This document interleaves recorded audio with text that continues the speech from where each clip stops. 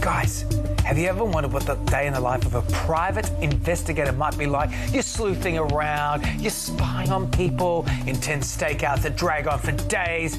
We'll want to know more because our next guest is lifting the lid on her fascinating career as a PI, including the one surprising request she very much often receives. Private investigator and founder of the National Inquiry Agency, Amy Elliott, joins us now. Amy, thank you so much for being in here this morning. DC now knows what you look like, so you can't stake out his house. You can't follow him in your car. But we're so fascinated by this. How did you get into this line of work? So it's actually quite easy to become a private investigator. So you both can become a private investigator within 8 weeks if you wanted to. Oh, 8 weeks is a long time. Yeah, fair enough.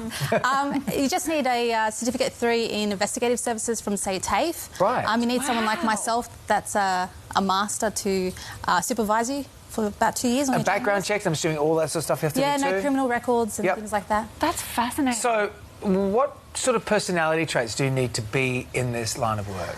I would say you need to have a bit of street smarts.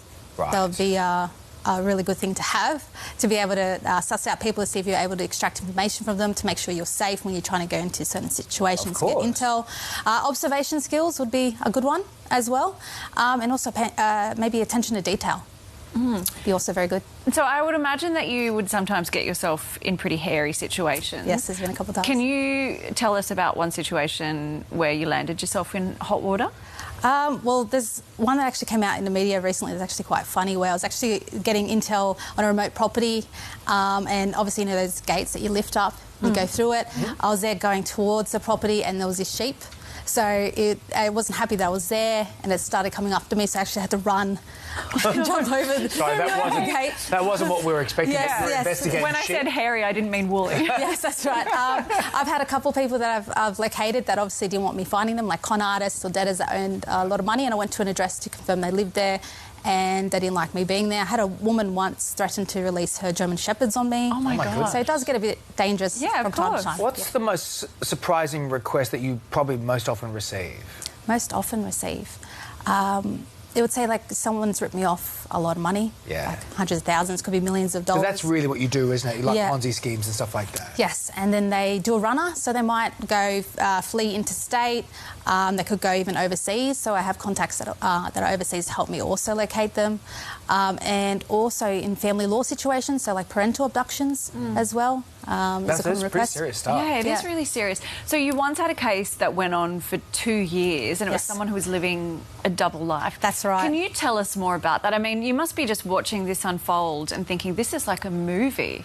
Yes, that's actually one of my favourite cases, where this person was actually a scammer. So he ripped off my client hundreds of thousands of dollars, and he changed his name maybe about 4 times. Wow. He resided in two places. He had one residence with his wife and children and another residence with his mistress, right? So he did live a double life. And so in order to help track her down, I ended up tracking him down.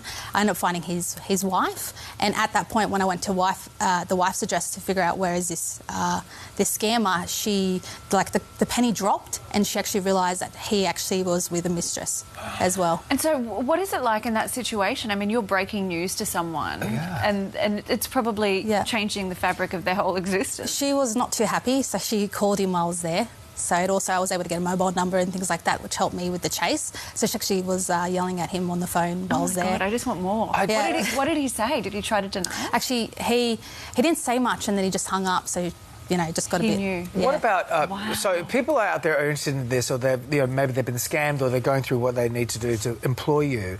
Are your services or services of a private investigator, are they very expensive, or can they get really costly?